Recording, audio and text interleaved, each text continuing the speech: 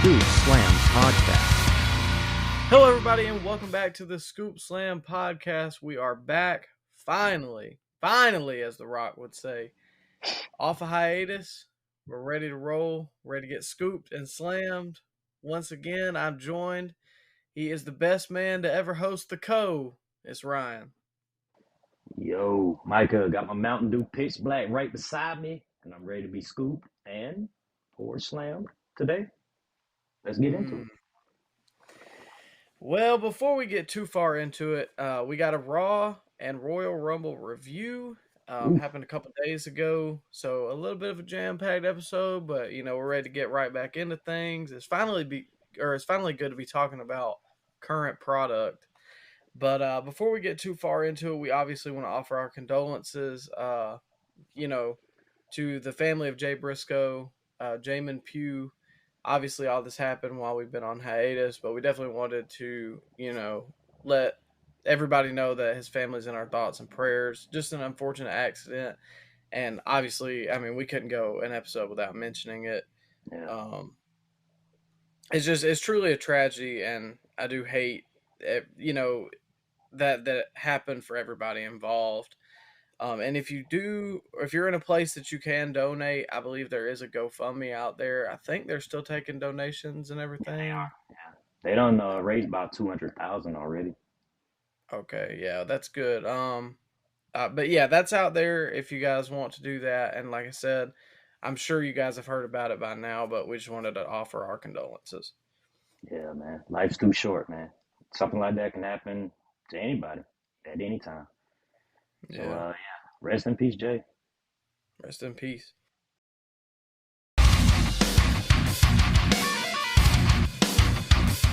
And we will start with the Royal Rumble, the 2023 WWE Royal Rumble. I believe it was in San Antonio, and it was January 29th. A lot of news and rumors swirling around before the event, whether The Rock was going to be there, whether Austin was going to be there. Obviously, the whole Sami Zayn Bloodline stuff was going on. But we will go ahead and start, as they did, shockingly, with the men's Royal Rumble. I believe our first two entrants were Gunther and Sheamus. But before we get too far into the Rumble, I do want to talk about this new format we're going to try out, see if we like it. So basically, you guys may have heard of ups and downs in reviewing. You say what you like with an up, you say what you don't like with a down. We're going to put our own spin on it. So we got our scoops, that's our ups. We got our slams, that's our downs. So if we say something's a scoop, that's a good thing. If we say it's a slam, that's a bad thing. So we're each going to have our own. We're going to go a little bit back and forth, discuss all that good stuff. I'll go ahead and start us off with the first scoop of the men's Rumble. I had Gunther's performance in the Rumble. Yeah. This one really shocked me that they were going to put him on first, but obviously they've put a lot of faith in him. They put a lot into his stock. Mm-hmm. I really feel like he's going to beat the Honky Tonk Man's Intercontinental title reign. Wow. What is that? Is that a year? I think it's close to 400 days. Let me look it up. But I feel like that by them putting him first, they were testing his cardio and just seeing, and obviously he slimmed down a lot. But I think that they really put a lot of trust in him. And after this Intercontinental title reign is over with, they're going to put him in the main event scene. Rightfully so, in my opinion. Yeah, he should. They had a lot of stare downs they teased with Gunther too. He had a stare down with a Drew, Omos. Who was there to stare down with? Oh, Brock. So yeah, he's destined for some big things in 2023. Yeah, great guy to choose to do that Iron Man spot too. Yeah, absolutely. Because a lot of people, I think, in their minds, Gunther's still that bigger guy because he was that guy for many years. But ever since he slimmed down, and props to him because the transformation's insane. But yeah, everything has really, you can just kind of tell he's made a transformation, and they really are pushing him towards bigger and better things. The longest Intercontinental reign is 454 days. Jeez, Honky Tonk Man had it for that long? I guess so. Do you remember who beat him? Uh, Come on now. Scoop was it Slam. Brett? Scoop Slam impromptu trivia here. No, it wasn't Brett. Mm, Come on now. Main event guy. Big picture. main event guy. Sean? No, no, no, no, no. All right, go ahead. You got me. It was the Warrior. Oh, He did it at Royal Rumble, ironically enough. hmm. Yeah, he beat him in like 30 seconds. Rightfully so. Well, Squad. Well, you wanted Warrior to go 10? 10 minutes? no. Absolutely not. But yeah, all in all, I thought Gunther's performance was probably the best part of the Rumble. Obviously, we're gonna get into some more, but I think it left you wanting, well, not wanting more in a bad way, but more hopeful for the future, I guess. Oh, yeah, most definitely. The whole men's Rumble match had me hopeful for the future. Yeah, which is shocking in today's realm. Oh, man. We still smoking the hopium over here. Well, I'll let you move on to your scoop of the Rumble now.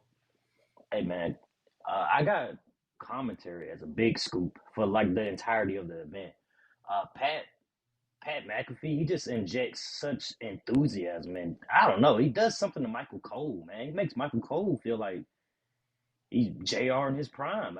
I mean, he just feels like he lets loose when he's with Pat compared to I like Corey, but he just doesn't have that same chemistry like Pat and Michael Cole does. And I think Pat got to the show 20 minutes before they went live, so he had no prep time. He went through no meetings, and it's like Pat. It's him on commentary is the closest thing to like a fan just commentating the whole event because he's just off the cuff. He's him. He's not gonna. Nobody's. I assume nobody's in his ear.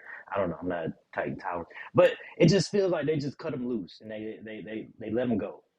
And I love that. I love when commentary are themselves and not just buzzwords and you know what I mean. Sometimes with WWE commentary.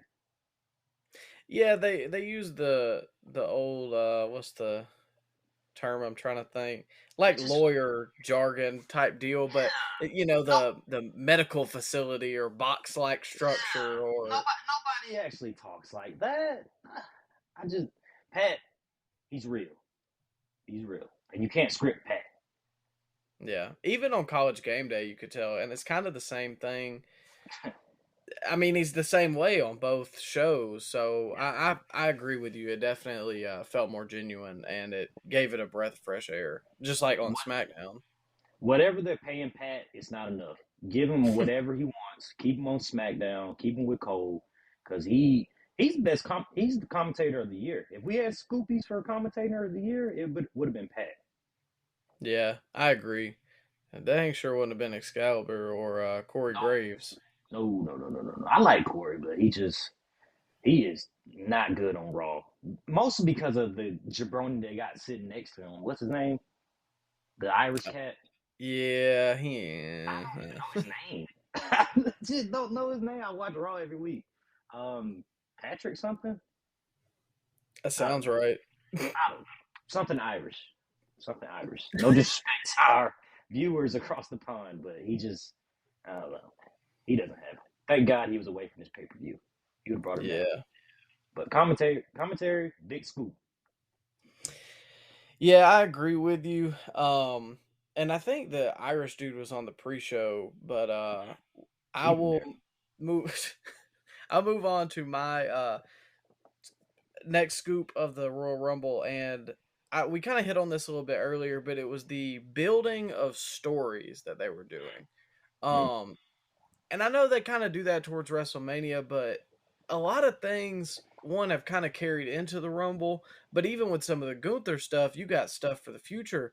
Gunther and Brock, Gunther and Omos, which I don't really care to see that, but No, Gunther and Drew. yeah, You had Brock and Bobby with Bobby eliminating Brock Lesnar. That was a huge moment. yeah, and he went crazy on the outside too. Yeah. I'm not the biggest fan of it, but Seth and Logan as well. That's You gonna be had it'll be a good match. I just I it's don't gonna really care for Logan. it's gonna draw the most outside eyes to the product. Because I Yeah, mean, with all due respect, I mean nobody. I'm not a big fan of Logan Paul personally, but him in the ring and if he can embrace the heel stuff, I mean, he's a big star and he gets it. yeah. I mean, he had a big spot, and I'm not gonna lie, I've seen that spot more than I have anything else. Because I mean, ESPN shares it because, like you said, he's got that. He's got more clout, I guess, than everybody else. Way But more. it's he's not my favorite, like you said. But yeah, just the building of stories in the Rumble was really good. I thought Yeah, it blew last year's Rumble out of the water. Um, I'm obviously I do have my issues with it. And we'll get to those in just a second. But yeah, I thought the storytelling in this Rumble was really good. yeah. And another thing, circle back to Logan. Man, didn't he tear his? He tore his meniscus. I Was think they were working. that had to be? Because there's no way, man. That was a month and a half ago. There's no way he got healthy in a month and a half. Because I remember them saying he tore his ACL, MCL, and meniscus. There's no way. No, unless he has John Cena mutant super healing powers, he's not coming back in a month and a half. They put him in the That's little tank that they put Goku in. I can't think of the name of it. oh man, that went right over my head, man. but Logan he impressed. He's an explosive athlete too. It's time for I think that buckshot lariat should be his finisher. What do you think? I think it might be. Who, uh, who does that buckshot lariat on the other Mm, show? I forget. certainly ain't CM Punk. No No, oh, disrespect. no disrespect to CM Punk. Well, you know what? Yeah, all disrespect to CM Punk. What can I Ah, say? we can't start this early. Okay, all right. And the spot with Ricochet was cool too, where they met in Yeah, the middle. That was probably the best moment of the match, honestly. probably so. Yeah, Yeah. between that, our eventual winner, and I guess maybe Brock or Bobby eliminating Brock. I would say those are probably the top three moments. Yeah. But the most viral was the meet in the middle spot, which I've never seen before. It was very, very innovative. Mm, You seen Punk and that? Kofi did it in the chamber. Yeah, but it wasn't it like wasn't it closer? Were they closer to each other? Nah, it was the same. It was the same exact spot, just in the elimination chamber. I have no memory of that. Did you remember that? I didn't remember it, but I've been seeing it on Twitter. I think Carmelo Hayes and Axiom did it on NXT too, but whatever. Ah, It was well, on a big stage. It was on a big stage. yeah. All right. Well, I'll let you go ahead with your next scoop from the Rumble, and I think you've got two here, so I'll let you hit on both of those. Oh, okay. So the current talent. I like they highlight the current talent. Sometimes WWE likes to, they like to put their old talent on a pedestal, and they come in the Rumble and clean house, and that's not beneficial for the young guys that's gonna be here the next week. That's gonna have to draw money. You know, I mean, you could have had Stone Cold in this Rumble. Okay, Stone Cold eliminates 5 or 6 guys. How does that help the current guys? That puts uh, perspective in the fans' mind that oh these young guys aren't as good as the Attitude Era guys. They can come in and beat down all the current guys. So I mean, it kind of puts them at a lower level. So I like they use a lot of the current guys. And you think back to the greatest Royal Rumble of all time, Micah. What was that? Which Rumble, in your opinion, the greatest Rumble? Hmm. That's a. Uh, I don't know. It's hard. In my opinion, it's the '92 Rumble. And the '92 Rumble had all current guys. They didn't fly in Bruno Sammartino to be a surprise entrant for the '92 Rumble. They built up current guys. They built up current storylines. It's just beneficial for the long term health of the company to have majority of the guys in the Rumble to be current guys. And I know everybody likes surprises in the Rumble. Well, you know what? They didn't advertise any surprises, okay? They didn't advertise, oh, Austin could be here. Oh, Rock's going to show. They didn't advertise that. So if you're let down by them not showing up in the Rumble, that's on you because they didn't advertise it. I mean, it'd be different if they advertised it and they let you down, but they didn't. So, I mean, current guys, that gets a scoop in my opinion. See, and before you move on to your last scoop, that's one that I disagree with you on because I do understand where you're coming from. You do make a good point. But me personally, one of the reasons I like the Rumble is to see some of the older guys come back. I do get your point. How does it benefit guys to be eliminated by Stone Cold? I'm not saying he's got to eliminate 5 or 6 guys. I'm saying maybe he eliminates 1 or 2, and then Austin Theory eliminates Stone Cold, and then it's like, oh shoot, that puts Austin Theory over. And I know they don't advertise it, but I think a lot of the reason people get hyped for the Royal Rumble is because in past years they have had the surprises that everybody wants to see. Yeah, Now, obviously, a lot of those guys are older and can't do it anymore. yeah, And most of the guys from the era that I grew up in, like if you think about the 2007 Rumble or 2008, something like that, that was 10 years after the Attitude Era, around that. So those mm-hmm. guys were still not like ridiculously old to be in the ring. Nowadays they are, and 10 years ago was 2012, 2013. Majority of those guys are still in the WWE right now. The Dolph Zigglers, the Kofi Kingstons, and if they're not WWE, they're in AEW.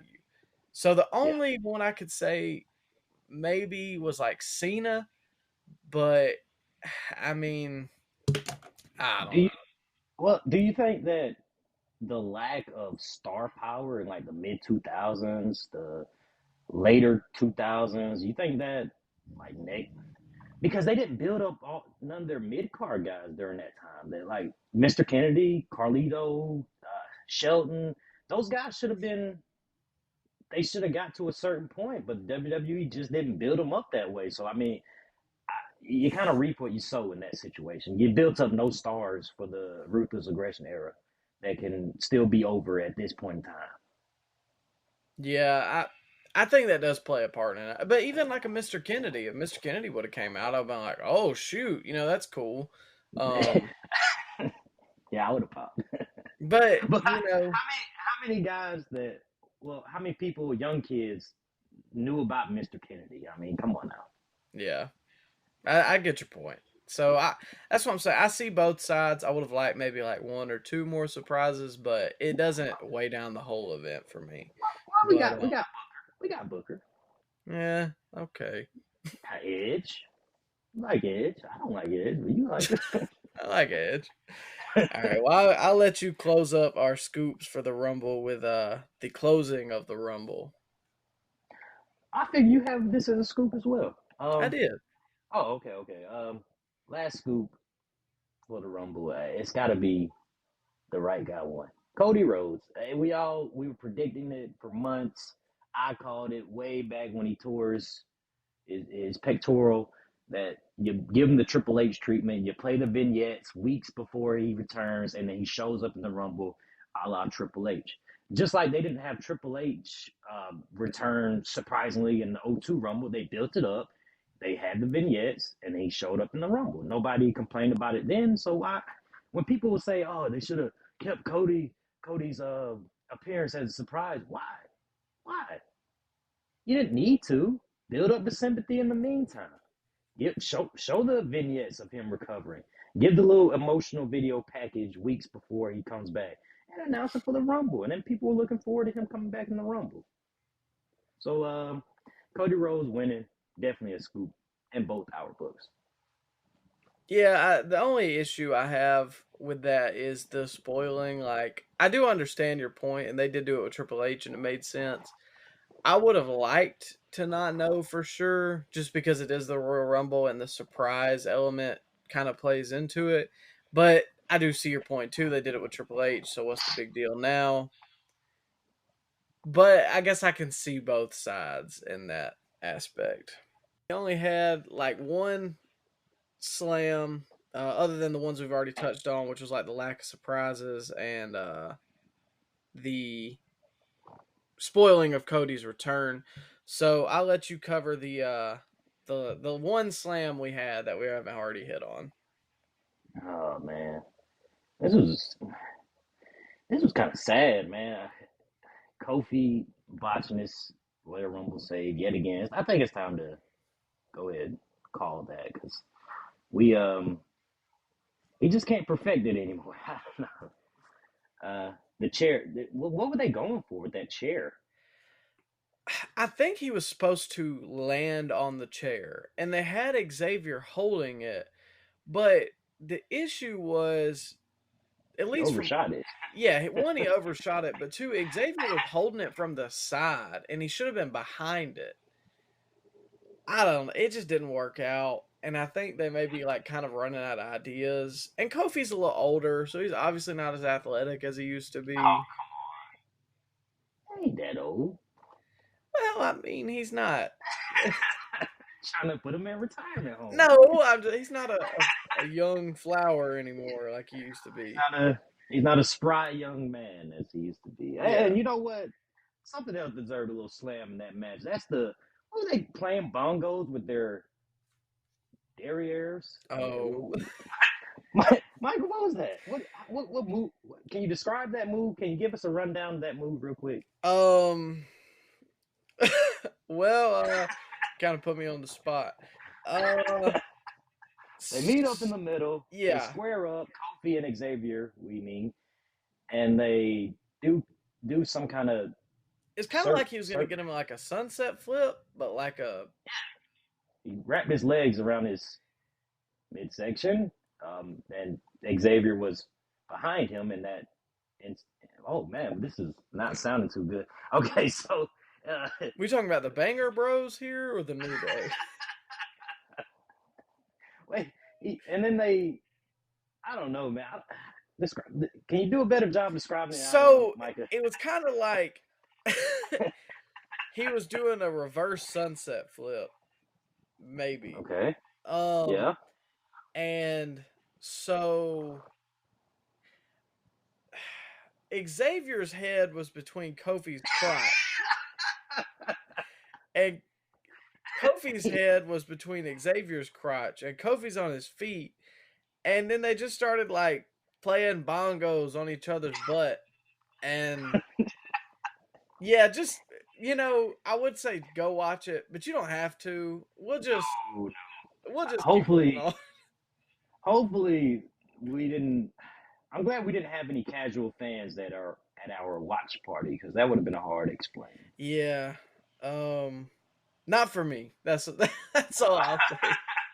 I like the New Day, but come on now, let's. Yeah. Well, speaking of not for me, next up after the men's rumble, the Mountain Dew pitch black match, Bray Wyatt versus LA Knight. Mm. I'm gonna start on the good. I'm gonna start on the good. Very polarizing match online. I only have one scoop, and that was Bray Wyatt's paint. It looked cool. It was different under the black light. It was really cool because like you didn't know that that's what it was going to be, and then you're like, oh, okay, that's cool. It makes sense.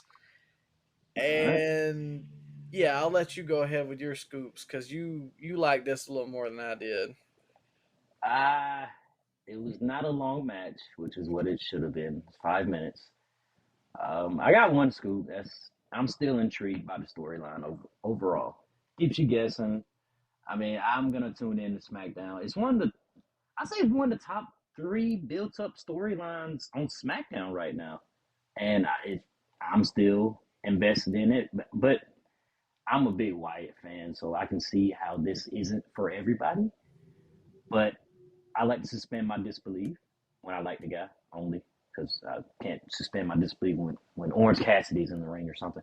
But man, I grew up on Undertaker, Kane, all that Magic the Gathering BS stuff they did on a weekly basis. So I think people are being a little too hard on my man Bray. So Scoop is intriguing storyline for me. Mm. All right, I'm gonna go ahead and move to my slam. Oh man, you don't want to counteract that? Oh, I'm finna counteract it with the slam. Okay. This was rotten, ladies and gentlemen. From the announcement of the match to the match taking place to the black lights to the ending sequence, the match was not bad if it was just a match. It was lackluster. It was 5 minutes. Okay, first off, we got the Mountain Dew logo in the middle of the ring, and it's under black lights. And Yeah.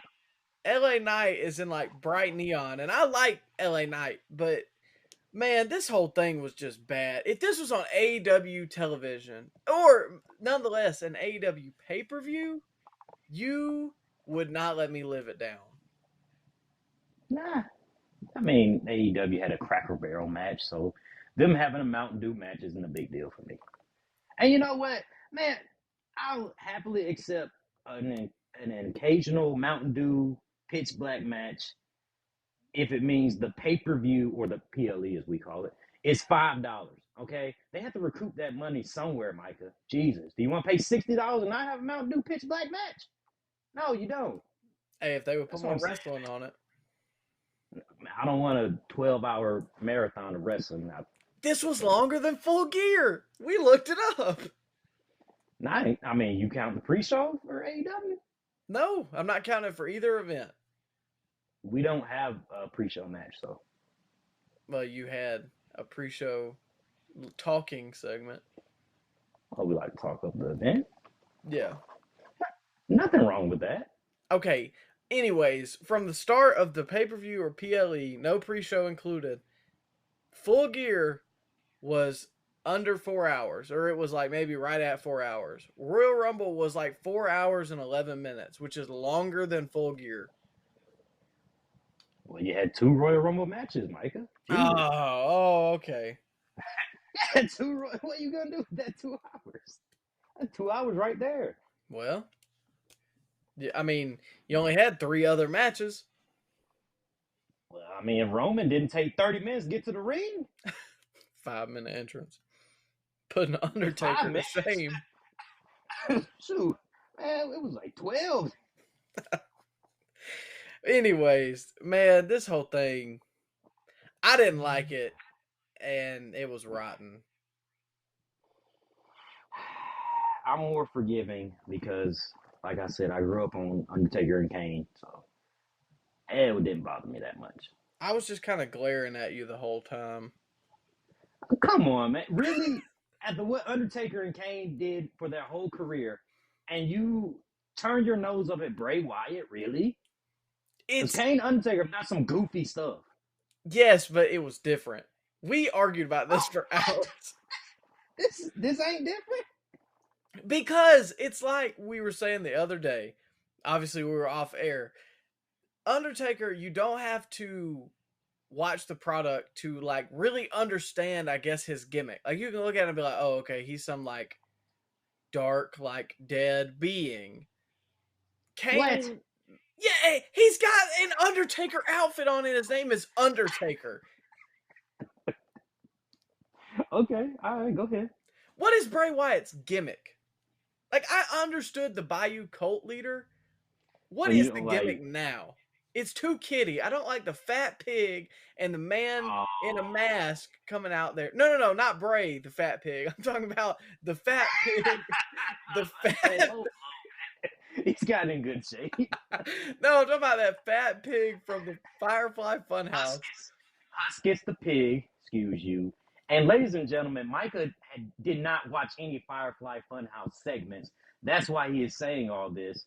So, I mean, you can't just get dropped into the middle of a major motion picture and expect to know the backstory of being the character. So maybe if you went back and watched the Firefly Funhouse, you'd be more invested in the storyline, Micah. Watch the product, man.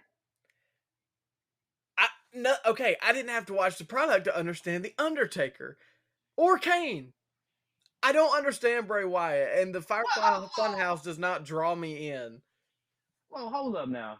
Man, if you telling me if they drop you into February of 1998 and you were to watch a Monday Night Raw, you would know what the Undertaker and Kane were.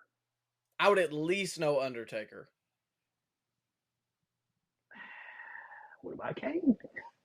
I mean, okay, maybe not fully understand it, but I would be like, okay, that's a big old menacing dude. Like, what is necessarily menacing about Bray Wyatt? He's just creepy, but not even in like a boogeyman creepy, like it's more of just like it's just weird and it's bad and it's rotten and all the Bray Wyatt lovers are gonna kill me over that. But okay, it's I'm bad. intrigued. I'm intrigued by it. It's gonna keep me guessing. I'm gonna. It gets probably the most viewers online as far as YouTube numbers and Twitter clicks. So, and he's selling the most merchandise. I just don't. I think you're being really hard on it, and you're putting your nostalgia glasses on for Undertaker and Kane when they did hokey stuff. Probably more. Kane summoned fire and burned people. And how do you explain that? How did he have this firepower? Why did Undertaker never shut off the lights mid-match to help him win the match? Why did he never do that? Just respect for the art. Oh, come on! You got your nostalgia glasses on.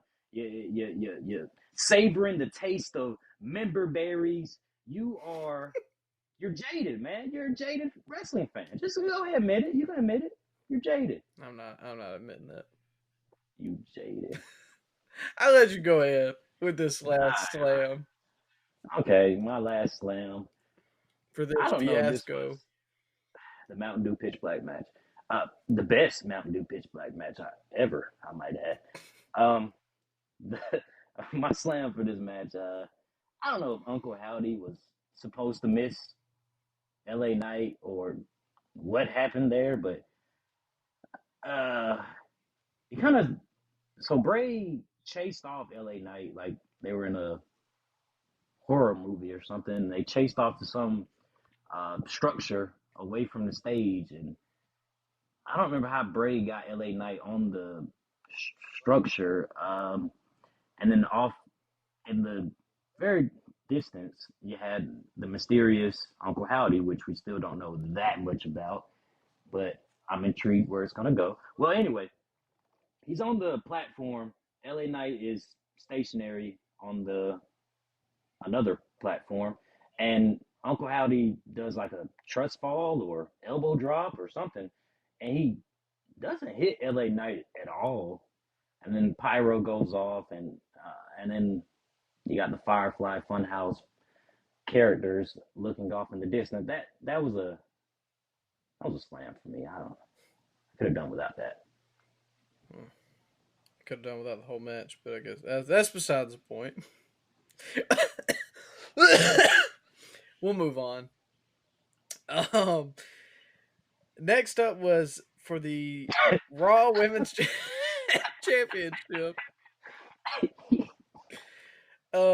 We had Bianca Belair versus Alexa Bliss, and I'm not gonna lie, it wasn't a bad match. There wasn't a whole lot of noteworthy stuff here, and I'm not really invested in the feud itself. So yeah, I mean Bianca won. We'll move on. Yeah, not much to say. Well, after that we had the Women's Royal Rumble, Mm. and I will start us off with the scoop. And my first scoop was the NXT love that they had. They had a couple people from NXT come in. Roxanne, Zoe Starks. I think there was another one that I'm missing. Indy Hartwell. Indy Hartwell. And last year, I know they didn't have anybody come in from NXT in either Rumble, I think. But this year, obviously, they don't have the women's roster to do it. But I thought that this helped, and it lets people get at least somewhat familiar with the new NXT women's talent. So I thought it was a good showcase for them as well. Zoe lasted a pretty good while, I think, and Roxanne got a little pop when she came out because she's an NXT champion. So I just thought it was a good element. Yeah, It was. They got some good. They got some good ladies down there. NXT. Yeah, I see some clips online. Some of it's not great, but some of it, like Tiffany Stratton's pretty solid. I can't ever think of that other girl's name, but she does this. Dang it, it's some top rope move, but it looks really cool. Um, Roxanne's good. Zoe's good. Yeah, I'm a big fan of Keita Lyons. So, you fast as she gets called up, the better. I think she's hurt right now, so I might be skipping NXT for a while. Yeah, man, the NXT ladies showing out in the Rumble. Can we can we please downsize the women's Rumble to 20? Like, do uh, we really need 30 women and 30 men? Like, there's not nearly as many women on the roster to justify 30 spots. Micah, I mean, what do you think? I mean, I see your point. To me, it's just me speaking. I kind of enjoyed the women's rumble at least just as much as the men's, Yeah, it wasn't bad. if not Just maybe a little more. They, I, it's just it's just at some entrance I didn't even recognize the song, and it took me a while to like, oh, okay, so that's who that is, because they don't feature 30 ladies on a weekly basis on the shows. Why are we justifying 30 spots for these girls? I, I don't know. I mean, I see your point. I think the music thing is across the board though, just because all the music sounds the same. But that's just my personal opinion. Um, yeah, I don't know. I don't mind it as long as they like last year's Rumble was bad to me. This year's was a lot better. Um, men's and women's both. I don't know. Like the women, I feel like they have a better shot to get more surprises because some of the Really? yeah, because like the Michelle McCools and the Laylas, people like that, they were still, they were 10 years ago. And I know women's careers typically don't last as long as the men's careers, but they had more surprises in this than they did in the men's, Yeah. and I enjoyed that. Okay. Okay. Yeah. If Layla shows up, you're like, oh, that's cool. But I mean, it's a difference if like Steve Austin shows up in the men's rumble. You know Well, what I'm saying? yeah, I mean, Yeah, I mean, who cares? Molly Holly has another surprise entrant in the Rumble. Oh yeah, that's Molly Holly. She looks okay now. I mean, come all right. I mean, on. No disrespect to women's wrestling. well, we'll move on. I think 30 women is fine, but to each their own, I guess. I'll let you go ahead with your scoop. um, I got Oscar. Oscar returning with I know there's been a lot of rumors online that she's going back to her previous gimmick in Japan, which was some kind of psychotic clown lady. I don't know much about it, but the face paint she had was cool. She came in, she had a heck of a performance. So Asuka making her return in the Rumble as a new gimmick is a big scoop in my book. Yeah, I think no pun intended. It's a good fresh coat of paint.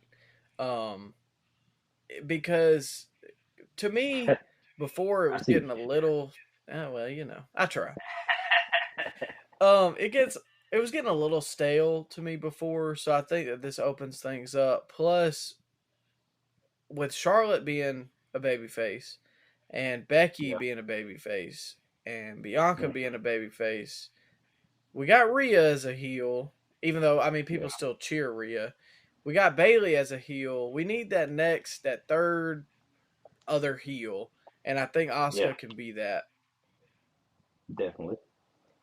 Um, I'll go ahead with my last. Well, I'll let you go ahead with another one because one of them is before what I'm going to get to. So I'll let you go ahead with your next scoop. Nah, it wasn't like a big scoop, but it's a scoop nonetheless. It's a scoop in the right direction, if you will, Micah.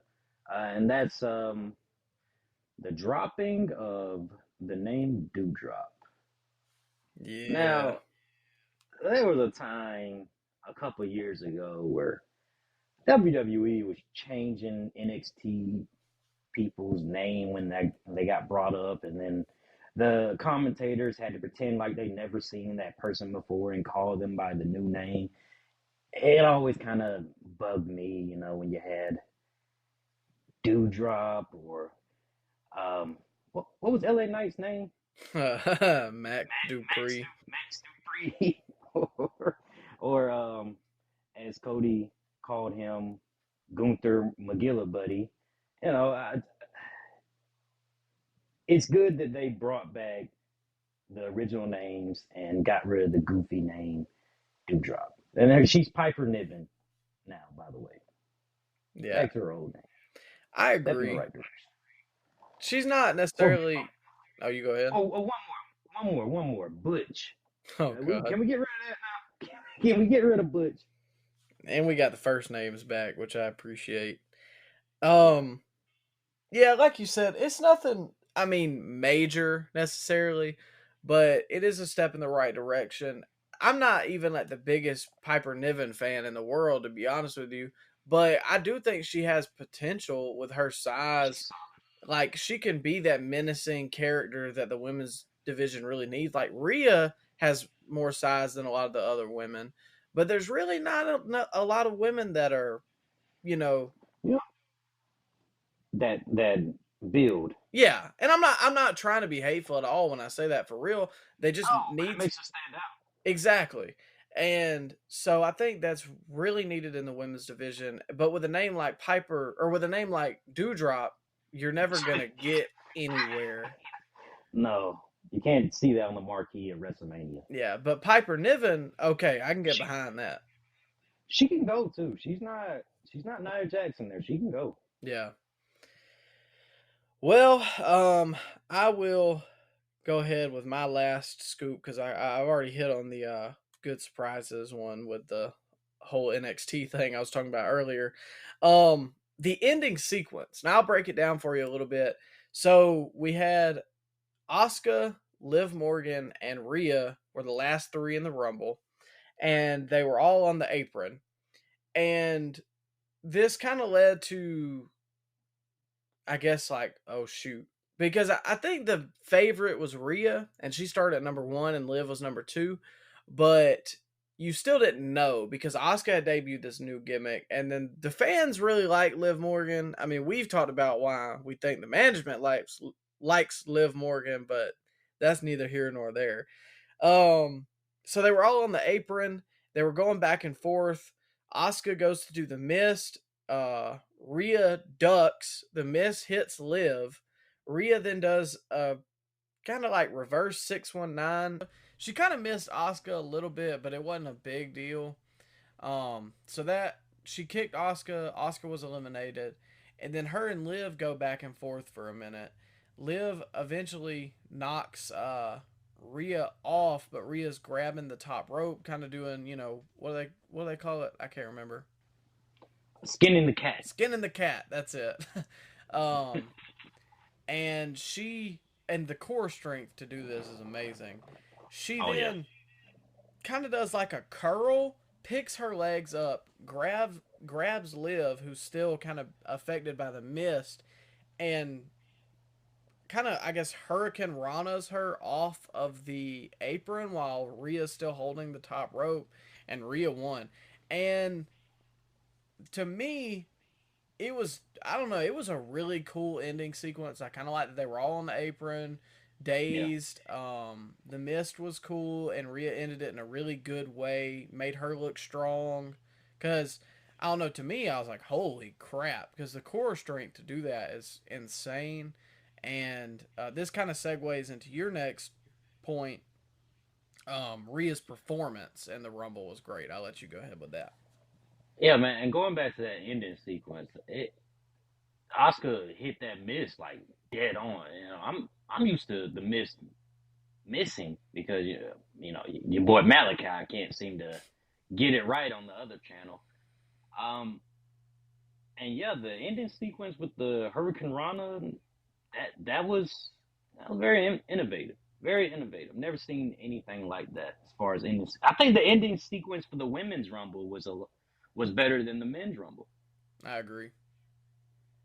So yeah, man, and Rhea, for her to do all that, did you watch the press conference at the end of the rumble? Did you watch Mm, that? no, I didn't catch it. Okay, so Rhea said that she dislocated her knee in the match, and she had to pop it back into place. Oh my So she was God. doing all that on a bum knee. Like that is crazy. Jeez, yeah, no, I didn't know that. Yeah, she said she's always had trouble with her knee because she played soccer back in the day or something like that. I don't know, or football for our friends across the pond. Uh, great performance by Miss Ripley. They had the best women's worker in the whole entire company work that whole match, which it's a big scoop in my opinion. I agree. She is maybe not the best women's wrestler yet, but I think she will be on that roster. And Who do you think's better? I mean, shoot, I personally I would put Charlotte above her right now. Okay, that's fair. That's fair. But in the future, I see bright things. I've been sick of Charlotte for a few years now, so I'm not gonna say she's the best, but I can see how you would say Yeah. Well, that. you didn't I watch like you Charlotte. didn't watch the Reign of Terror. She's a 15-time Yeah. women's champion, bro. Rightfully deserved. Oh,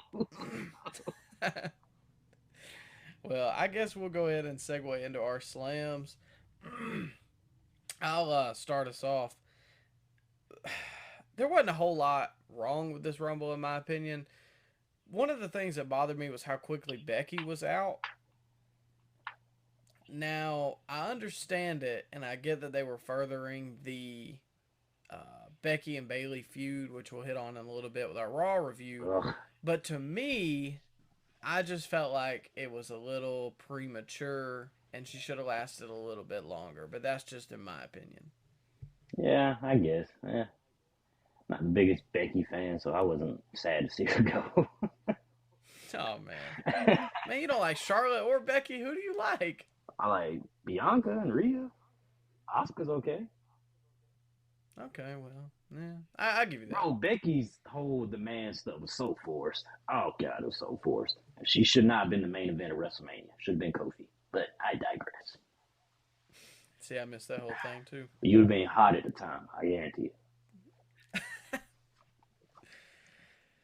Well, I'll let you go ahead. Uh, well, not that I'm opposed to. No, you know what? I'm not gonna be nice. Nia Jax, man, did we really need her back? And No, it seems like that she's back. Like she's gonna work with the company again. I don't know for sure because she wasn't on Raw, so we'll see on SmackDown. I'm hoping it was a one off because Jesus Christ, Nia Jax sucks. She sucks. They botched her entrance, which I've never seen before. It was I don't remember what happened. They just played her music out of nowhere, and then the countdown clock like was on the screen, so she didn't get a countdown. Her music just started playing. I, it perfectly encapsulates Nia Jax as a whole. Definitely so. Didn't need her back. Didn't want her back. She can stay gone, and hopefully that's the last time we ever see Nia Jax. She sucks.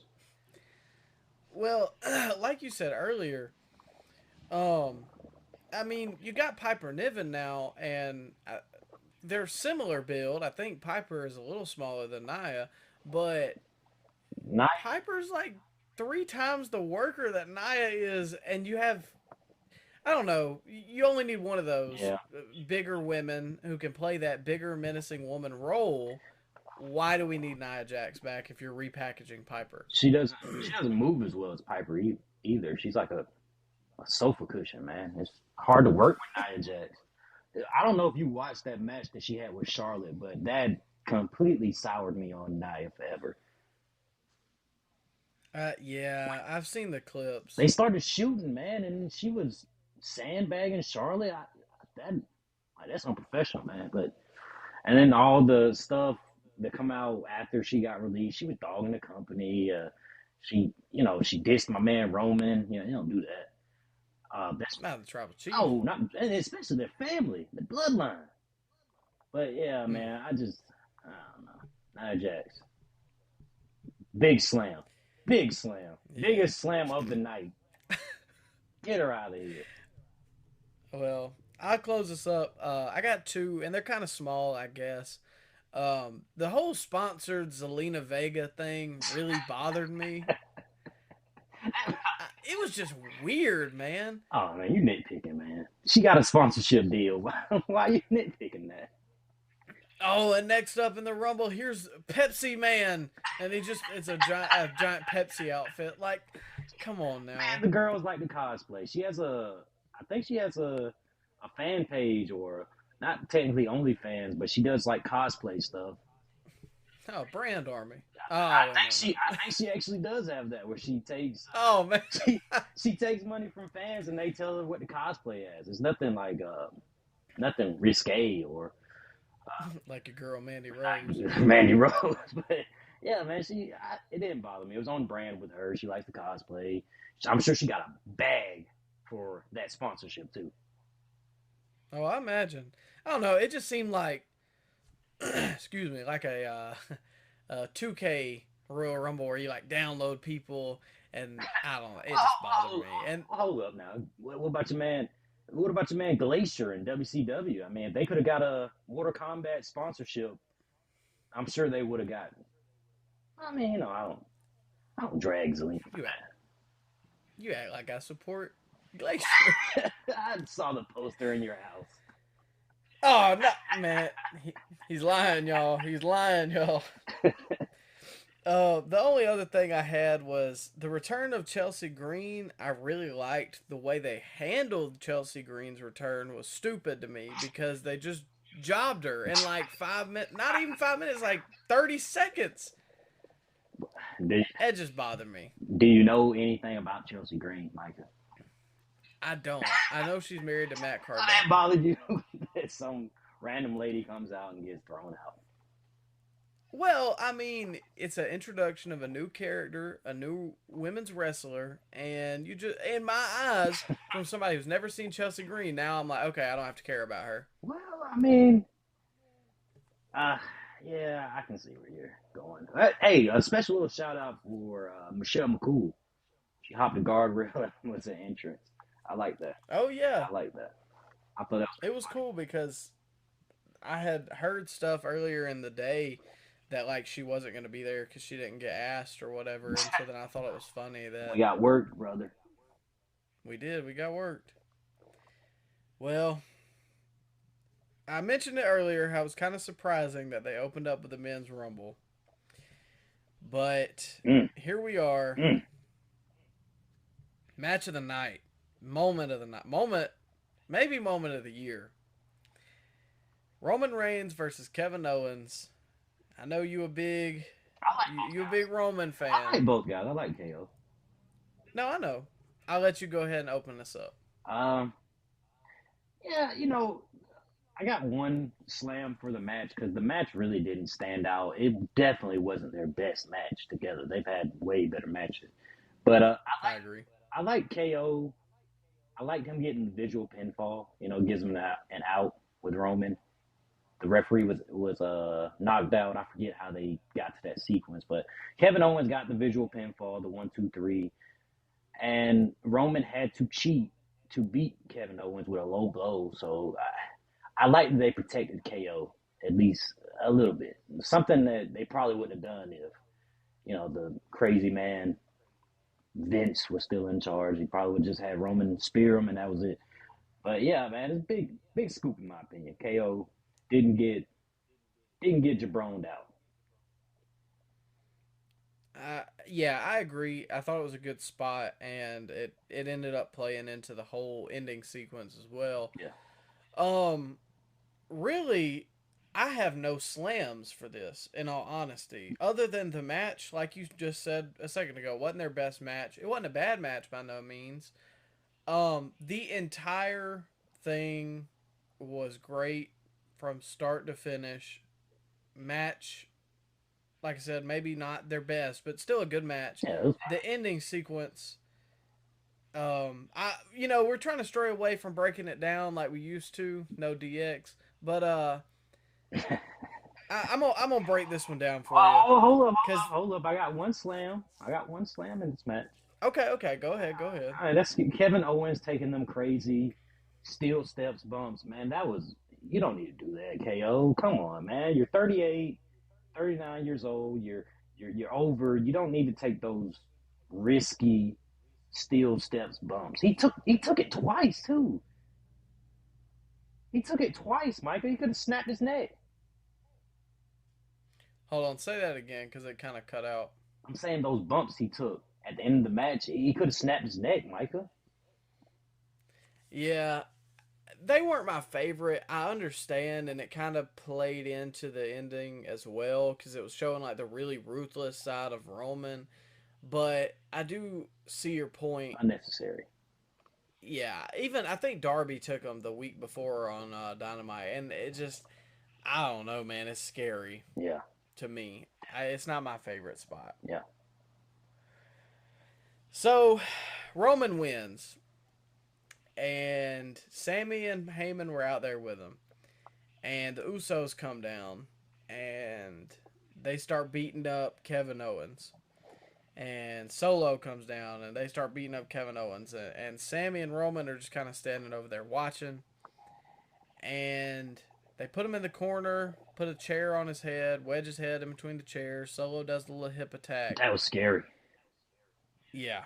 That's another spot I don't like. Like Tony does it, Tony Storm does it on AEW, but without the chair. But the chair at it, I'm like, ooh. And from a not insider perspective, it might be a really safe spot, Yeah, but it just looks like it could kill you. yeah, but there's a difference between taking that spot from 120-pound Tony Storm or 240-pound Samoan Beast. I mean, I don't know. I'd rather take it. Me personally, I'd take it Tony Storm anytime. But what I'm saying is, it was a very, very risky bump. Could have Pillmanized him in that with that spot. Yeah. Well, so they move on from that, and Roman picks up the chair. The Heyman pulls out two pairs of handcuffs. Roman, You keep handcuffs handy, Micah? well, not me personally, but I guess You never know. when the situation arises. So Roman, he twirls him around. It's pretty funny. Handcuffs KO, and he starts like he's gonna hit him with the chair, or he handcuffs both of KO's arms to the ropes. Yeah. Really, just go watch this segment because it's one of the best things WWE's ever done. I'm not gonna overanalyze it a whole lot.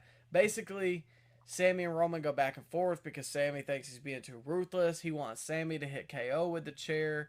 Instead of hitting KO with the chair, Roman turns his back and Sammy hits Roman with the chair. Monster pop. Yeah, like there's a few pops sometimes they rattle like the microphone pickup. You know what I'm talking about? This was one of those. And the Usos, he turned and looked at the Usos and was like, "I'm sorry." And Whoa, Jay is horribly Well, he only turned to Jay.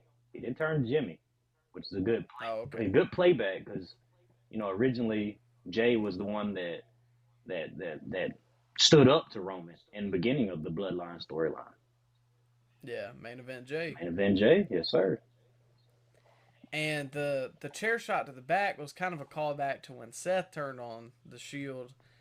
So you combine all those things. Jimmy super kicks Sammy. They did beat up Sammy except for Jay. Jay's in the corner and he's really conflicted. And Jimmy's like, "Man, you're my brother. He's not your brother. What are you doing?" Roman's kind of the same way. And Jay just slides out. He don't want anything to do with it, and he walks back. He's crying on the way back to the locker room. Because he And stood up for Sammy not even a week ago on Monday Night Raw. He saved him. yeah, And again, just go watch this because it's like one of the greatest things WWE's ever done. And I say ever. It's one of we had this conversation a couple days ago. It's one of the best long-term storylines of all time. It probably will be the best when all's said and done. When the paint's dry, man, I'm finding I'm finding very little examples that can surpass the 2 3 year long Bloodline storyline. I just what would you have above it? We got to get to the payoff, obviously, Yeah, because it was that way with Sting and NWO, and then the payoff was rotten. it's yeah, Um, but the but how many times have you seen a heel turn heel? Like Roman, he gets cheered, but he's the heel every week. He's the bad guy. Him turning on Sammy, he heel turned during a heel turn. Like, can you remember anything like that, Micah? He got nuclear heat for ripping that no, shirt I don't. off Sammy, and people were giving the "Fu Roman" chants, which I've not heard since he beat Undertaker. He took his streak, and then the night after they showered him with "Fu Roman" chants for a good 10 minutes. Yeah, I maybe when KO turned on Chris Jericho in the Festival of Friendship, that was a heel turning heel, and then he got monster heat. But other than that, I can't think of one other example. mm, Can you? I'm finding I don't know. not that I can think. Maybe like Triple H turning on Randy Orton and hitting him with the thumbs down. That's one of the Okay, storylines I was gonna say yeah, I'll see that. is comparable is the evolution Batista turning on or picking Triple H, stuff like that. That was But to be fair, people were still booing Triple H before that. It wasn't like people were cheering Triple H weekly. Like he was getting the biggest heel heat of the show every single week. oh, I know. I'm just talking about long term storytelling. Like it's those two things I think are in that upper echelon. Yeah. But this Bloodline story is one of the best things they've done in years, and there's a whole compilation of it on YouTube. I think it's like 450 videos, No. but it God dang. no, I'm for real. It compiles every backstage segment and like the ends of the matches because they'll put like the end Yeah. of them on YouTube or whatever. Yeah. Yeah, it's the entire Bloodline story. Jeez. I mean, I can believe it. It's been captivating stuff. We're getting a Yeah, soap opera every single Friday night, man. this is front runner for storyline of the year at the moment. Yeah. It probably should have won last year, honestly. Probably should have.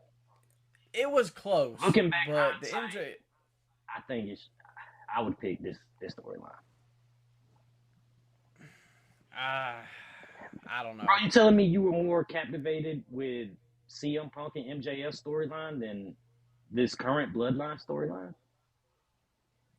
Personally, yes. The reason I say Punk and MJF over last year was because the before the Sammy stuff, it wasn't fully there yet. And I think the Sammy stuff started in what, like August or September? Mm, right around SummerSlam, Yeah. July. So I don't know. To me, it's definitely the front runner for this year. Yeah, definitely so. I just don't see anything surpassing it this year. Probably not. The only thing I could see, and this is a huge variable, is if Punk and FTR return to face Kenny and the Bucks, and we'd have to even see how that played out. I could see that rivaling it, but right now, and it's early. We're February recording this, Yeah. so I don't know. To me, it takes the cake. Is there anything else you want to say about this storyline segment before we move on to Raw? Just two back-to-back home run segments by the Bloodline with the trial of Sami Zayn on Monday and the execution of Sami Zayn on Saturday. Just great. perfect, Yeah. couldn't ask. SmackDown's must watch. Oh yeah, most definitely because of Uncle Howdy, right? Oh. Mm. Mm-mm. Mm-mm. You give Royal Rumble thumbs up, thumbs down, thumbs in the middle. What you giving it? Thumbs up. I would say. Mm, 8.3 out of 10. Sounds fair. I'll say the same thing. Thumbs up, 8, 8.3. Good show, really good Yeah. show, really good show. Yeah.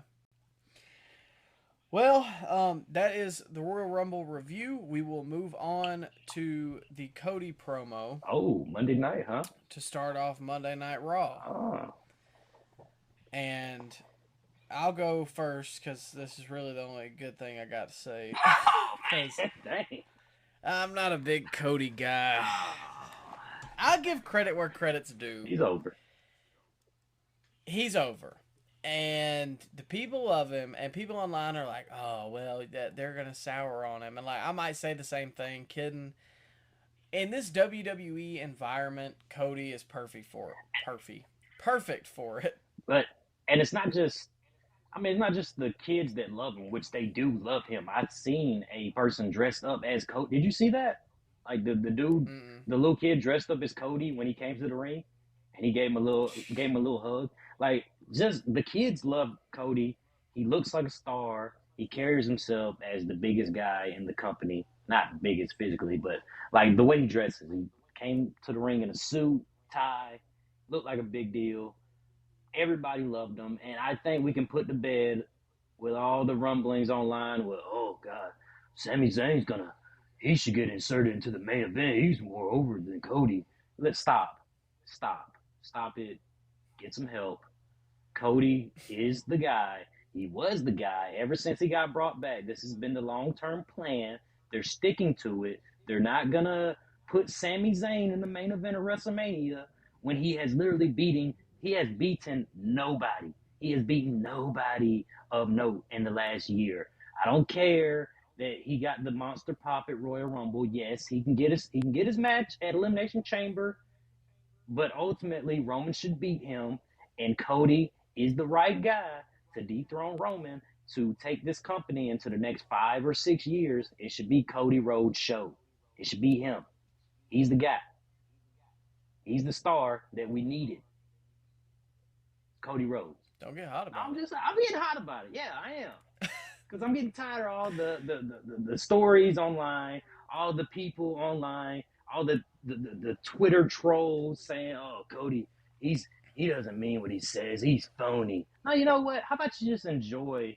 How about you just enjoy a star in his prime a baby face that actually gets cheered? Oh, what a novel concept on WWE television.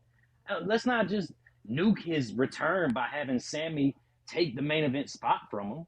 That's stupid. Should have been, it's Cody. Cody's the guy. Cody should have been the guy. And him in the main event of WrestleMania Night 2, taking both titles off Roman Reigns and getting the title that was promised to his daddy in the garden. It's the right storyline to go with. And I'm happy that they're going with that. Well, sorry to go off on a tangent there. I mean, hey. Just go ahead, man. Sorry. I couldn't have said it better myself. I like the whole Sammy thing, but again, when you put it like that, he really hasn't beaten anybody all year, and Cody's so over in this environment. It'll make sense when we get to Mania, and all will pan out and all will be well. I do wish that they would split up the titles. I kind of hope that they do after Mania to, like, I don't know, at least give the brand some prominence. Did you But hear him bring up how he brought back the IC title to his former glory or something like that during his promo? Made me think, hold up now. Is he gonna bring the big gold back? Question mark. I think he's bringing the winged eagle back. He shared something on his Instagram the other day that was a picture of the winged eagle. I'm here for it, man. I like retro. Bring it all back. These new belts are ugly. I think, but yeah, I mean, I think the direction they're gonna go in is he takes both titles off Roman, and then after WrestleMania they have a draft and they split up the titles again. That's what I think. I'm completely fine with that because Roman's part time. He don't need the title anymore. Let Cody be WWE champion on Raw. Let hopefully the World Heavyweight Championship go to SmackDown if they bring back the big gold. Yeah, And because Triple H is a mark for the big he gold. likes belts. He got a big gold in his office in Titan Towers. Yeah. So then we can have a new World Heavyweight Champion or whatever on SmackDown. Let it be Gunther if he hadn't lost the Intercontinental title. Well, no, he'll probably still be. We'll get there when we get Yeah, okay, go ahead. there. But, anyways, yeah, this segment was good. My only slam, and then I'll let you get him because we're kind of gonna go back and forth on the thing that followed this segment. Yeah. Was I don't love. I don't know. Cody just puts on this facade, and it's not my favorite thing. But, I mean, it's neither here nor there. Like I said, it works in the WWE environment. So you go ahead with your scoop. Yeah, I like that. I'm not the biggest Edge guy, but him continuing his crusade against the Judgment Day is a step in the right direction. I think they're gonna go with either Priest and him, which I really do hope is Priest and Edge at WrestleMania, or Finn Balor, which God, I hope it's not Finn Balor. Finn Balor or Edge at WrestleMania, which is what else you gonna have Edge do at WrestleMania? I mean, I guess that's true, and that kind of correlates into my slam. Was like this kind of interrupted the whole Cody thing, and I didn't love it, and I don't. I'm kind of sick of Edge versus the Judgment Day. Like, how long has this been going on now? Can we get something different, new? Well, we haven't seen. Well, yeah, we did. Uh, what else you gonna have him do, Micah? Edge. I don't know. Judgment Day is a top faction on Raw, though. I say that they're over. Have him face Gunther. I don't know. No, Gunther's on SmackDown. I mean, I guess when you put it like that, there ain't nowhere else for him to go. But I guess I'm just kind of sick of it. I guess we'll move on if you're ready to move on. Yeah, let's go. All right. After this match, after this segment, we had Seth versus Chad Gable or Seth Rollins. Well, Seth freaking Rollins. Sorry, let me get all of his names out. How dare you? And I just want to touch on this for a second. I do enjoy what they're doing with the United States Championship, having it be in the chamber. It's giving it some prestige. Yeah. I'm pretty sure Theory's going to go over, but basically they're having these elimination matches to determine who's going to be in it. Seth picked up the win over Gable, and nothing of real importance here. Good match. Good match. It was all right. Yeah, it was a good match. Both those guys can work, just, it's just kind of on the TV. Yeah. Following that, we had Candice LeRae versus Io Sky. I like Io Sky. I don't like Candice LeRae, so yeah. I had bigger and better things to do. I'm sorry. Oh, and one more thing. Can we circle back to Seth real quick? Yeah, go ahead. All right, so this isn't necessarily a scoop or a slam. Maybe it's like a mini scoop, but Seth and Logan Paul getting built up, because you remember in that backstage promo he did you watch that, where they brought up Logan Paul and he just looked like, he's beneath me, and he just walks away when they ask him a question to Logan Paul? Yeah, it kind of blew him off. Yeah, I like they're building to that, but the LeRae Sky match I didn't watch, so you go ahead, Michael. It'll be a good match. I'm ready to see the feud, but I guess we'll get there when we get there. Yeah.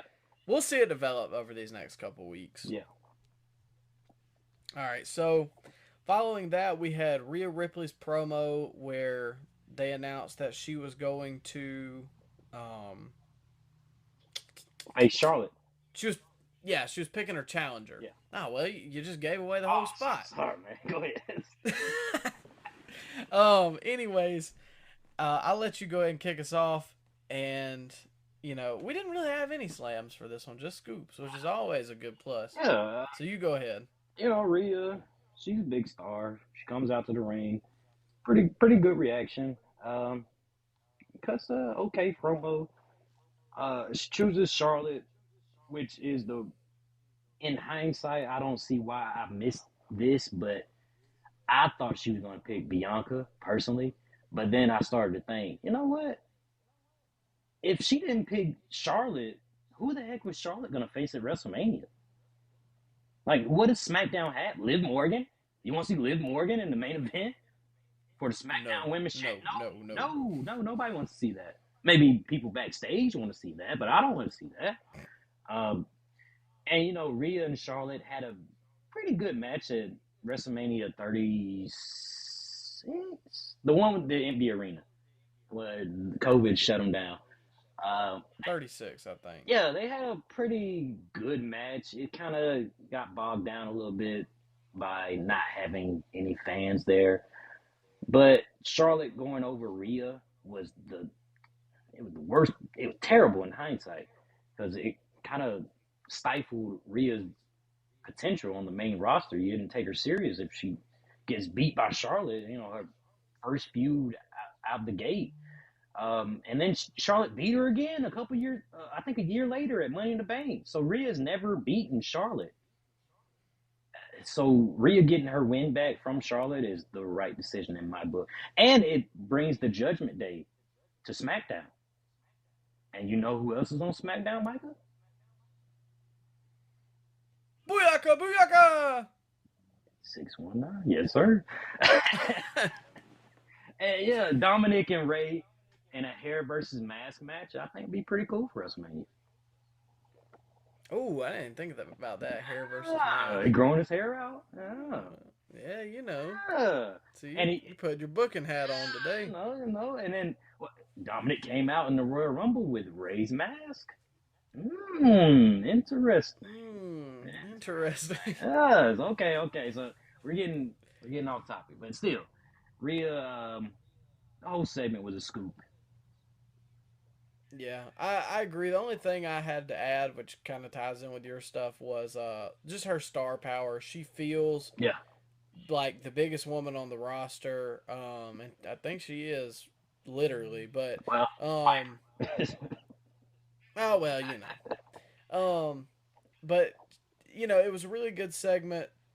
I really can't say anything more than you did. I personally was a Bianca Rhea hopeful person, I guess.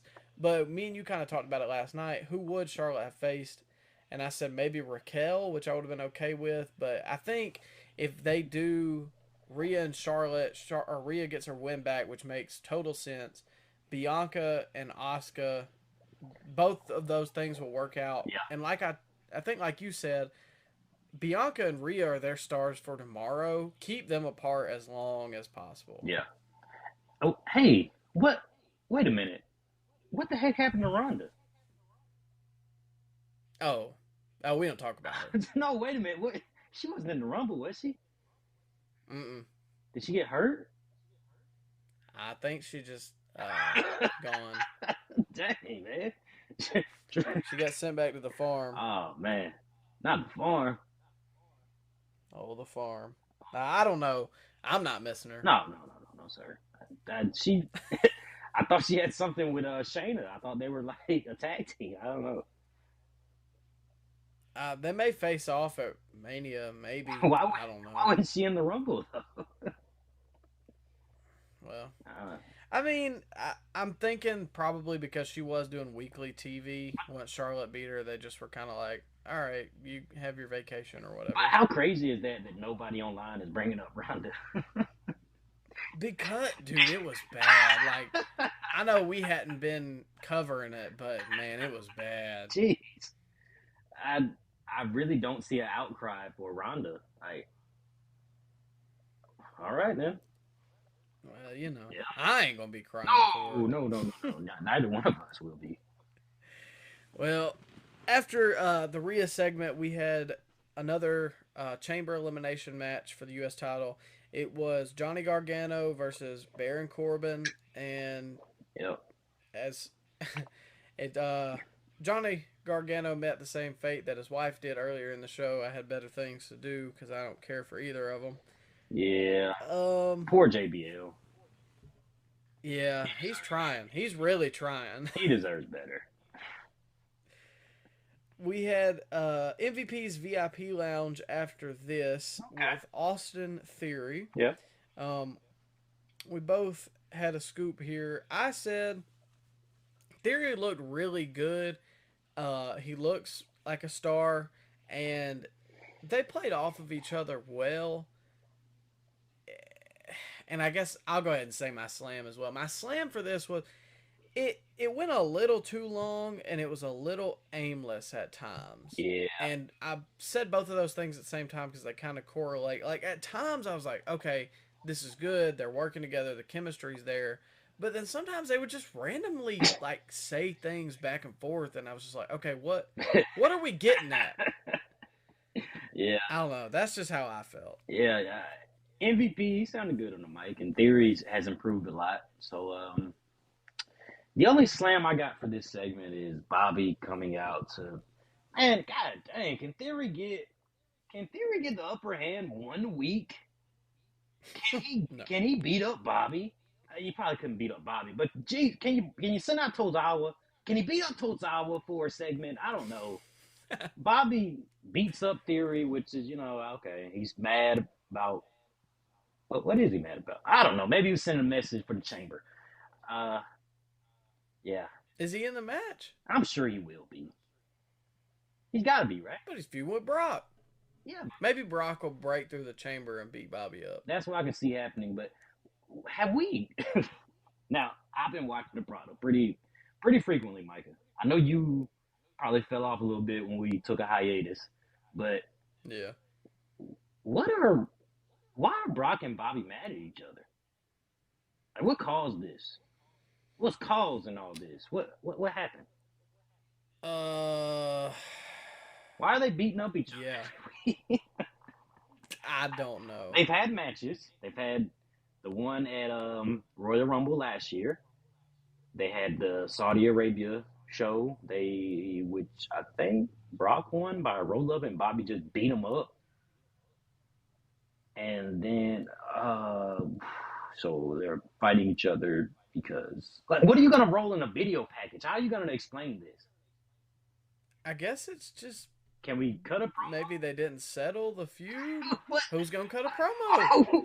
Why are they feuding though? I don't know. I mean, I like. I want to see this match, Yeah.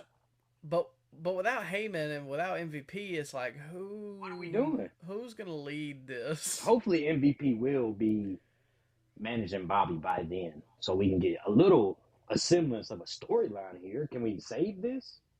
I'm sure the match. Oh, I'm sure the match at Mania is gonna be good. Hopefully, in a fight pit match, but I don't know, man. This is all a miss to me as far as like the build up. it's here. Yeah. Like it's on the TV. Yeah, I'm gonna. But I'll happily enjoy the match when it happens, but it's kind of like with the FTR and Briscoes match. I mean, yeah, it's a great match, but why did they have that match? Why did they have yeah. why did they have a dog collar match? What was the reason behind that? Oh well, they're yeah, they Big. They fought in the MMA. I mean, there's some backstory, but I guess like what rekindled it. We need some explaining of why. Yeah. I definitely agree. Um well, we'll move on. We'll just hit a couple things real quick cuz it kind of Yeah. there's just a couple things here throughout the rest of the show, and then we'll get to the main event.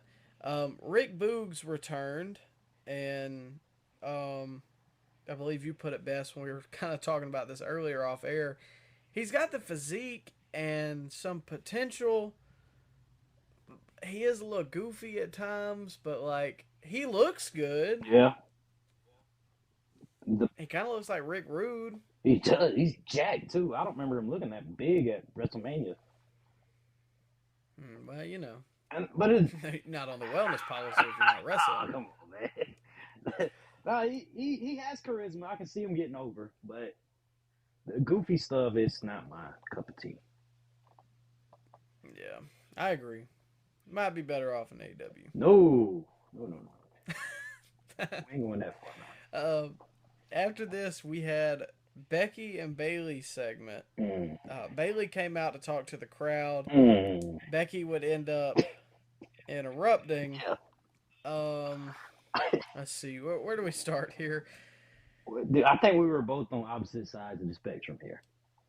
Yeah, because to me, I thought Bailey was okay for the most part. The laugh takes me out of it. I don't enjoy that. And she was using some real life situations to maybe put some fuel on the fire. Yeah. She was saying that like Seth and Bailey or Seth and Becky only got married because Bailey got pregnant and she wanted to be with Seth because of Seth's position in the company.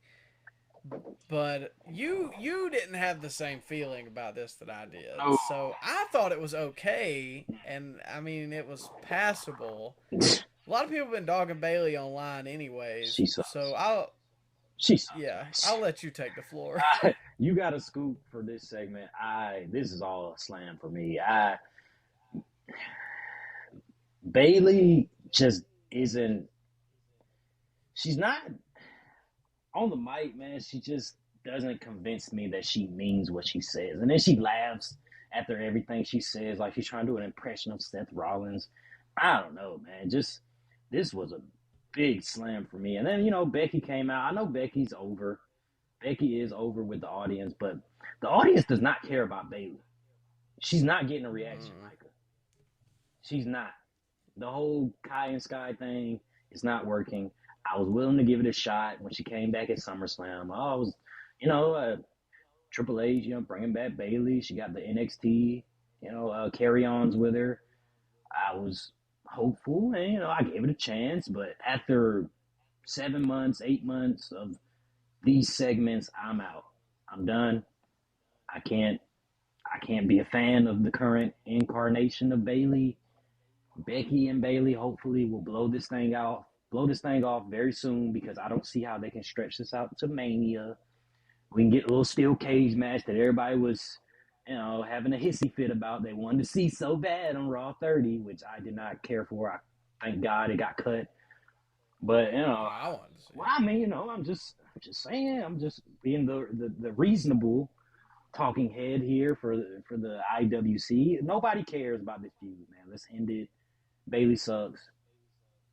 Can we move on?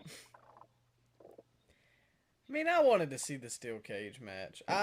You're alone. My main issue with this was that when Becky walked off, she went to like grab Io, or not Io, but Dakota to like goad Bailey into accepting the match. But like, why was Dakota just set up right by the door? Just because she wasn't knocked out, she was just there. I don't know. It was odd. It was weird. This segment wasn't my favorite, but I mean, I thought it was okay. I'm not lost on Bailey yet, but that's just me. That's because you didn't watch the weekly shows, man. We're on hiatus. Yeah. I watch these shows. She sucks, man. I'm out. Well, I'm out. We'll see in a couple weeks. Following this, we had another of the Elimination Chamber matches. It was Bronson Reed versus Dolph Ziggler. Yeah. I love my boy Ziggler, but I knew where this one was headed. Bronson Reed won. He beat the tar out of Ziggler, too. He took a good beat down. I'll say that. Hey, well, I mean, my man never job. Well, no, he always jobs. But he always makes him look good if he's jobbing. Yeah. Not my favorite Spirit Squad member. Oh, come on. Hey, all I'm saying is Kenny should have had that spot. Oh, well, he didn't cut it. He didn't cut the cloth. Hey, I give Ziggler a shout out. He probably got my man Kenny Dykstra a job as a backstage producer. So I appreciate that. Yeah. And he got hurt during the Rumble. He did. He was limping. You think he can still hit that leg drop? I don't know. He's up there in age now, like Ziggler. He can't be. He got to be like 33, 34. Dykstra, nah, he's definitely at least close to 40. No way. He was 21 when he made his debut. Yeah, but Ziggler, he. Oh, okay. No, my fault. My fault. He's 36. Hey, man. Oh, 30, he younger than Roman? Hey, man. Ain't no way. Strap the rocket to my man Kenny, man. Hey, Man, he retired in like 2021. man. That's crazy. Well, we'll get to our main event of Monday Night Raw. We had the battle between the former Bullet Club leaders, Cody Rhodes versus Finn Balor. How about that, man? Would you have believed it a year earlier that Finn Balor would be facing Cody Rhodes in the main event of Raw? No, Not at all. I definitely didn't think that. I thought it was a good match, too. Big scoop, in my opinion. Good match. Yeah, it was a good match, and I mean, we're not the biggest Finn fans, and I'm not the biggest Cody fan, but I give him credit where credit's due. It was a solid match. I like that they played off of that past history. I just don't like that they don't mention it. I guess They said they don't ever say. no, They they did. did. I didn't hear them. Patrick, Irish cat. He said Bullet Club. I specifically perked up when he said that. I was like, wait, hold up now. I've never Okay, heard never them mind. say. My Yeah, fault. they really did say that during the match. Triple H ain't his regime don't shy away from saying outside stuff. They said rest in peace to Jay Briscoe when all that happened. Yeah. All right. So the only slam I had with this match was the Judgment Day Edge involvement in it, and I do understand why the Judgment Day got involved because it's their boy Finn, but I don't know. I guess I just kind of wanted this match to just be this match with no outside interference. And it also kind of ties into the stuff I was saying earlier that I'm kind of sick of Edge versus the Judgment Day, but also what else are they going to do? You know what I mean? It just wasn't my favorite in this event. Yeah, I can see that. It was definitely crowd was hot. Good match. It was there. Yeah, nothing to write home about, I guess. But I'll go back all and in all, watch. yeah. What would you rate this edition of Monday Night Raw? I get about 6.8. Yeah, 6.8. I That's was fine. thinking around that 7.2 maybe. Wasn't a bad episode of Raw. I think it was definitely minus Raw 30. It was probably one of the better ones in the past couple of weeks. Yeah, I had a couple good matches. A few segments where they were building to something that I was excited for. So yeah, I'd say it's 6.8. It's pretty Yeah, appropriate. I agree. All in all, though, a fun week of wrestling, and I'm excited to see where they keep going as we're on the road to WrestleMania. You never know. Um, we will be back. Not so the new format we're gonna try and do now that we're back off of our hiatus. Um, we're gonna try and do a Raw and Rumors episode, and then we're gonna try and do a Dynamite and SmackDown episode. So then we got to work out exactly when we think those will release. But all in all, those will be our schedules. Now, if we have pay per views, we will probably skip the rumor segment, just do pay per view and Raw, and then SmackDown and Dynamite. And I think that's how we're going to go moving forward.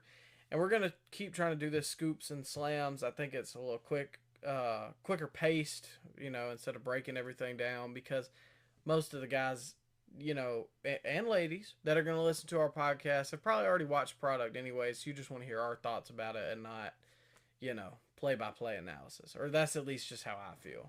Yeah, and it's definitely easier on us as Yeah. viewers. Yeah, definitely so. Because sitting there taking notes on everything, it kind of takes you out of it, and I feel like it makes me more harsh, I guess. Dread watching it. Yeah. But all in all, a fun episode. I know I'm glad to be back. I'm sure you are too. Oh, heck yeah, man. Good to be Yeah. scooped. Yes, sir. And we'll go ahead. We're not going to record this weekend's or the Dynamite and SmackDown episode. We're going to miss that one. We will be back next week with Raw and Rumors. And then hopefully from there on out, barring, any unfortunate circumstances, we will be back regularly scheduled programming, but card subject to change, like the old WCW pay per views. Make sure to check us out on Twitter, Instagram. We may have some things in the works trying to get stuff on YouTube. We may start going live on Twitch. We did that a little bit ago for the whole Vince selling to Saudi thing that ended up not panning out at all. Yeah, Cassidy Haynes. You piece of good. Nah, I'm just playing. But all Cursing. in all, a fun week of wrestling. It's glad to see things have turned a corner definitely with the Triple H regime. But make sure to check us out Twitter, Instagram at Scoop Slam Pod. We'll be back next week with Raw and Rumors. And as always, thank you guys for listening. Have a good rest of your day.